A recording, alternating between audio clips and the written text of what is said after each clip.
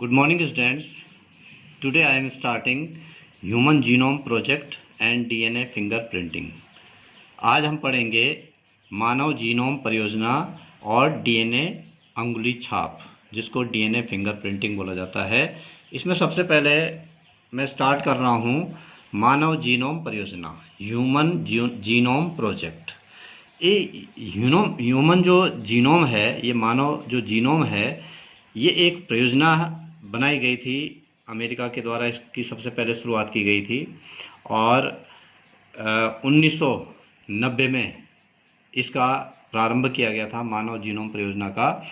और इसका जो मुख्य उद्देश्य था वो ये था कि जीवों की आनुवंशिकता का निर्धारण डीएनए अनुक्रमों द्वारा करना, डीएनए अनुक्रमों का तुरंत पता लगाने हेतु आनुवंशिक अभियांत्रिकी तकनीकी, जिसको हम जेनेटिक इंजीनियरिंग टेक्निक्स कहते हैं, उसका विकास हुआ। और उसके विकास के फलस्वरूप हम जो है इनके अनुक्रमों का पता लगा सकते हैं, आनुवंशिकता का पता लगा सकते हैं। इसके अंदर क्या क्या जीन के अंदर, डीएनए के अंदर कौन कौन सी विकार है, आनुवंशिक विकार है, उनका हम किस प्रकार से रोकथाम कर सकते हैं, इन सब का पता इसके द्वारा लगाया जाता है। मनुष्य में लगभग 3.3 × 10⁹ क्षार युग्म होते हैं। बेस पेयर हम जिसको कहते हैं, ग्वानिन, साइटोसिन, थाइमिन, एडेनिन, ये जो भी होते हैं, इनकी संख्या 3 × 10⁻19 बेस पेयर पाए जाते हैं। मानव जीनोम परियोजना द्वारा मानव में अनेक आनुवंशिक विकारों की जानकारी जो है हम पता करते हैं, उनकी जानकारी भी हम इससे पता करते हैं और उनके रोकथाम भी इससे संभव हो पाई है। अब देखते हैं मानव जीनोम परियोजना की कार्यप्रणाली, working system of human genome project. ये कैसे कार्य करता है? ये जो कार्य करता है, इसके लिए दो विधियां प्रयुक्त की जाती है। दो विधियों के द्वारा हम ह्यूमन जीनोम प्रोजेक्ट की वर्किंग देखते हैं। इसमें पहली जो विधि है, उसके अंतर्गत आरएनए के रूप में अभिव्यक्त होने वाले जो आरएनए के लिए जो जीन होते हैं, आरएनए जिनमें पाया जाता है, जो जीन होते हैं जो कि आरएनए को व्यक्त करते हैं, उन पर ध्यान दिया जाता है और इसे बोला जाता है व्यक्त अनुक्रम घुंडी, एक्सप्रेस्ड सीक्वेंस टैग्स इसको बोला जाता है, या एस्ट इसको बोला जाता है। और इसके द्वारा हम आरएनए के जो अनुक्रम होते हैं उनके द्वारा आनुवंशिक विकारों का पता लगाते हैं। दूसरी जो विधि है, इसमें जो जीनोम है, उस जीनोम में उपस्थित समस्त जीन के जितने भी जीन उस जीनोम में पाए जाते हैं, उनके वैयक्तिक और अवैयक्तिक दोनों, इंडिविजुअल और ग्रुपिंग, हम इसको ये कह सकते हैं, ग्रुप में और इंडिविजुअल उस जीन का, उनके अनुक्रमों का हम पता लगाते हैं पहले, और पता लगाने के बाद उनके कार्यों का निर्धारण किया जाता है। इसके लिए क्या करते हैं हम, कोशिका में डीएनए में मौजूद अनुक्रमों को ज्ञात करने के लिए हम जो है सबसे पहले इनको छोटे छोटे खंड बनाए जाते हैं, उस डीएनए के छोटे छोटे खंड बनाए जाते हैं और उन खंडों को सही वाहक, इसको वेक्टर बोला जाता है, उसकी मदद से हम इसको जो है जीवाणु की कोशिका में भी ट्रांसप्लांट करा सकते हैं। उसमें जो है उसके अंदर उचित कोशिका या ग्राही डीएनए में प्रविष्ट उसको कराया जाता है और तब हम इसके अनुक्रमों की जानकारी प्राप्त हो जाती है। मानव जीनोम की प्रमुख विशेषताएं, main properties of human genome, इसकी क्या क्या प्रॉपर्टीज है उनके बारे में देखते हैं। सबसे पहला है, मानव जीनोम में लगभग 31,647 करोड़ क्षारक पाए जाते हैं। जो मानव जीनोम है उसमें 31,647 करोड़ क्षारक पाए जाते हैं, जिनको हम बेस कहते हैं, नाइट्रोजन बेस जिनको हम बोलते हैं। प्रत्येक जीन में औसतन 3,000 क्षारक होते हैं। जीन की अनुमानित जो संख्या होती है वो 30,000 होती है और इनमें जो है जो 30,000 होती है उसमें 99.9% व्यक्तियों के न्यूक्लियोटाइड्स के जो क्षारक होते हैं वो एक जैसे होते हैं। केवल 0.1% व्यक्तियों के न्यूक्लियोटाइड क्षारक जो है अलग हो सकते हैं।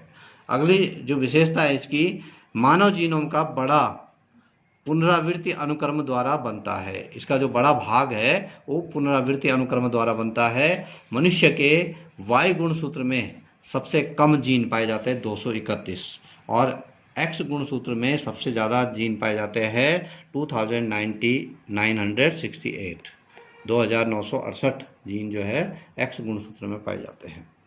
अब आगे बढ़ते हैं मानव जीनोम का भविष्य और अनुप्रयोग। जो प्रोस्पेक्ट्स है इसका या fate of the human genome and implication of human genome, हम इसके बारे में देखते हैं। अब तक इस प्रोजेक्ट की मदद से मानव रोगों से जुड़े लगभग 1200 जीनों की पहचान हो चुकी है कि वो मानव में जेनेटिक जो डिजीज़ पैदा करते हैं, ऐसे 1200 जीनों का पता जो है लगाया जा चुका है। इसके जो अनुप्रयोग है, सबसे पहला है स्वस्थ जीवन। इसकी सहायता से हम मनुष्य में आनुवंशिक रोगों का पता लगाते हैं, आनुवंशिक विकारों का पता लगाते हैं और उनका उपचार ढूंढते हैं, जिसके वजह से मनुष्य एक स्वस्थ जीवन जी सकता है। दूसरा है ऐच्छिक औषधियाँ। इससे जो औषधियाँ हैं, दवाइयाँ हैं, उनको प्राप्त किया जा सकता है, बनाया जा सकता है। आनुवंशिक रूप से उपयुक्त जो भी होते हैं उनको जो है हम इसमें लेते हैं और इसके लिए जो उपयुक्त आहार होता है उसको भी इसके द्वारा बनाया जाता है और हमारी आनुवंशिक पहचान का बृहद डाटाबेस जो है इसके द्वारा प्राप्त किया जाता है। अब आगे बढ़ते हैं डीएनए अंगुली छाप, डीएनए फिंगरप्रिंटिंग। अब डीएनए फिंगरप्रिंटिंग क्या होती है? एक होता है सामान्य फिंगरप्रिंटिंग। जब कहीं पर कोई क्राइम होता है तो वो अपनी हाथ से उन चीज़ों को पकड़ता है वो व्यक्ति और फिर उन जहाँ जहाँ क्राइम होता है वहाँ से उसके फिंगरप्रिंट्स लिए जाते हैं और फिर जो भी उस क्षेत्र के अपराधी होते हैं उनके भी फिंगरप्रिंट्स लिए जाते हैं और फिर वो फिंगरप्रिंट्स जो होते हैं मैच किए जाते हैं, जिससे कि उस अपराधी का पता लग जाता है। किंतु इसमें जो है यदि वो व्यक्ति जो है ग्लव्स पहन ले और ग्लव्स पहन के अपराध करे तो इसमें जो है या उंगलियों में आजकल सर्जिकल फेरबदल भी किया जा सकता है, जिससे कि सामान्य फिंगरप्रिंटिंग से अपराध का पता नहीं लगता है। अब जो इसमें जो है अगला है जो इसमें इसी में जो डीएनए होता है वो प्रत्येक मनुष्य में भिन्न भिन्न होता है, किंतु माता पिता का जो डीएनए होता है उनके बच्चों में जो है वो समान रूप से पाया जाता है। वंशागत जो है वो समान रूप से होता है और इसमें जो है क्या किया जाता है, एंडोन्यूक्लियस एंजाइम होता है, रेस्ट्रिक्शन एंडोन्यूक्लियस प्रतिबंधन एंडोन्यूक्लियस एंजाइम होता है। उससे जो है डीएनए को खंडों में काटा जाता है और किसी व्यक्ति विशेष की पहचान में प्रयुक्त करने की जो तकनीकी होती है, हमने डीएनए को खंडों में काटा, जो सस्पेक्ट है और जो जहाँ से हमें डीएनए के सैंपल मिले थे उसको भी खंडों में काटा और दोनों को जो है एक विशेष मशीन से जो है गुजारा जाता है, विशेष तकनीकी से उसको गुजारा जाता है, जिसको कि डीएनए अंगुली छाप या डीएनए फिंगरप्रिंटिंग बोला जाता है। इस तकनीक का जो विकास था, इसको डेवलप जो करने वाले वैज्ञानिक थे वह है एलेक जेफरीज ने 1985 में इस तकनीक को जो है सर्वप्रथम प्रयुक्त किया था। इस तकनीकी के द्वारा अपराधी का हम पता लगा सकते हैं और पितृत्व या मातृत्व की पहचान की जा सकती है। अब यहाँ पर जो है अगर हम अपराधी की बात करें, हमें यहाँ पे जो है अपराधी से प्राप्त डीएनए है ये और किसी सैंपल से प्राप्त डीएनए है, उनको पहले हमने खंडों में काटा और फिर एक उसमें जो है एक्सरे के द्वारा जो एक विशेष मशीन होती है उसमें इनको रखा जाता है। अगर वो जो जहाँ से हमने डीएनए सैंपल प्राप्त किए थे वो उस अपराधी के डीएनए से अगर मैच होते हैं तो इसका मतलब है कि वो अपराधी है। इसी प्रकार से मातृत्व और पितृत्व का पता लगाने के लिए हमने व्यक्तिगत ए से प्राप्त कोई पिता है और कोई बच्चा है, उनका क्लियर पता नहीं है कि ये इसी के पिता है, तो हमने उस बच्चे का डीएनए लेना है और जो सस्पेक्ट पिता है उसके डीएनए लेना है और उनका अगर मैचिंग हो जाती है इसका मतलब है कि जो सस्पेक्ट है वही उसके पिता है।